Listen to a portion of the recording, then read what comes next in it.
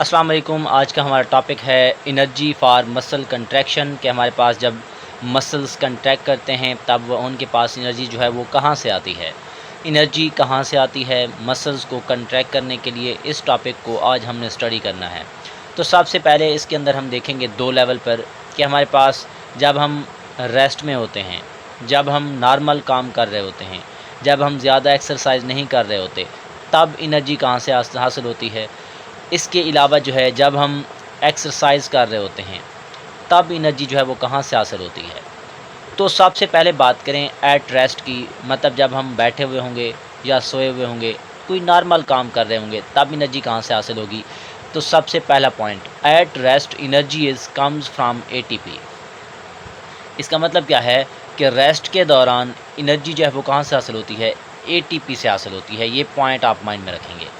अब ये जो एटीपी है, अगर एटीपी की बात की जाए तो एटीपी कहाँ से आती है, तो एटीपी जो है वो एरोबिक रेस्पिरेशन से आती है।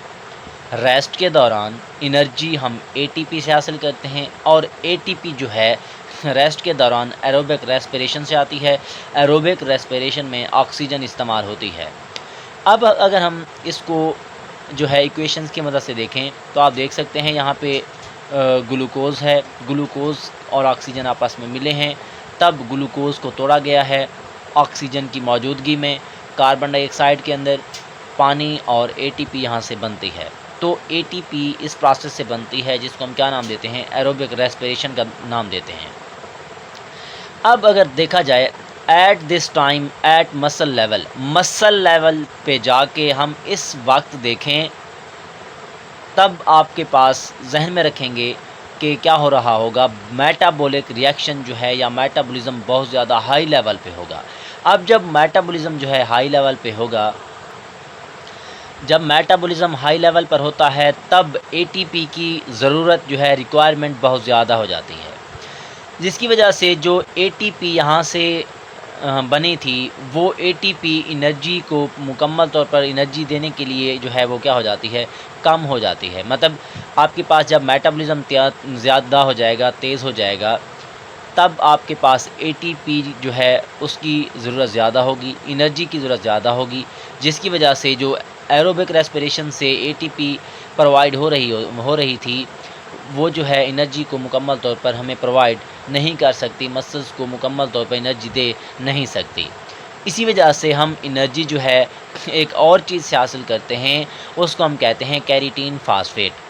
अब अगर हम बात करें कि हमारे पास कैरेटीन फास्फेट क्या है, तो कैरेटीन फास्फेट जो है उसको हम कहते हैं रिज़र्व एनर्जी ऑफ मसल जो हैं उन्होंने एनर्जी को रिज़र्व किया होता है, स्टोर किया हुआ होता है, उसको हम कहते हैं कैरेटीन फास्फेट। जब एटीपी जो है एनर्जी मुकम्मल तौर पर नहीं दे सकती, एनर्जी ये कम देती है, तब एनर्जी की ज़्यादा ज़रूरत पड़ती है। तब जब एनर्जी की ज़्यादा ज़रूरत पड़ेगी तो हम कहाँ से लेंगे, रिज़र्व एनर्जी से लेंगे जो मसल्स के अंदर रिज़र्व है, और उसी को हम क्या नाम देते हैं, कैरेटीन फास्फेट का नाम देते हैं। अब देखते हैं क्या होगा।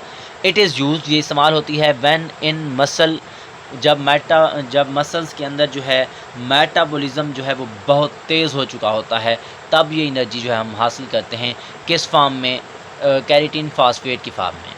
अब अगर हम देखें हमारे पास दो कंडीशंस थी, एक थी रेस्ट की हालत में और दूसरी है एक्सरसाइज। अब अगर हम एक्सरसाइज की बात करें, एक्सरसाइज के दौरान जो है ड्यूरिंग हाई एक्सरसाइज के दौरान ऑक्सीजन लेवल ड्रॉप, ऑक्सीजन का लेवल जो है बहुत कम हो जाता है, ऑक्सीजन की मिकदार कम हो जाती है, जिसकी वजह से हम एक और रेस्पिरेशन का सहारा लेते हैं जिसको हम कहते हैं एनारोबिक रेस्पिरेशन। और एनारोबिक रेस्पिरेशन में ऑक्सीजन इस्तेमाल नहीं होती और इसके अंदर जो है ग्लूकोज़ को तोड़ा जाता है लैक्टिक एसिड में, और यहाँ से एनर्जी खारिज होती है। फिर ये एनर्जी जो है हम क्या करते हैं, इस्तेमाल करते हैं ड्यूरिंग एक्सरसाइज, मतलब एक्सरसाइज के दौरान। अब हमने एक्सरसाइज की, मसल्स ने एक्सरसाइज की, मसल्स काम करते रहे, तो वहाँ से जो है लैक्टिक एसिड बनता है। जहन में रखेंगे, लैक्टिक एसिड जब बन जाता है उसके बाद जब हम दोबारा रेस्ट की हालत में चले जाते हैं, काम करने के बाद, एक्सरसाइज करने के बाद जो है जब हम फिर से जो है चले जाते हैं किस चीज़ में, नॉर्मल पोजीशन में, तब जो है हमारे मसल्स के अंदर लैक्टिक एसिड जो जमा हो चुका है वो क्या कर देता है, एक प्रॉब्लम क्रिएट कर देता है, उसको हम मसल फैटीग का नाम देते हैं। अब आप जहन में रखेंगे जब हम दोबारा नॉर्मल हालत में आएंगे, फिर जो है लैक्टिक एसिड, उसको हम कहते हैं कि हमारे मसल्स के अंदर लैक्टिक एसिड 5/5 है, मतलब 100% लैक्टिक एसिड हमारे मसल्स के अंदर मौजूद होता है, उसको हम 5/5 कहते हैं। अब इसको समझेंगे, 5 में से एक हिस्सा, 5 में से एक हिस्सा जो है वो इस्तेमाल हो जाता है ऑक्सीडेशन में।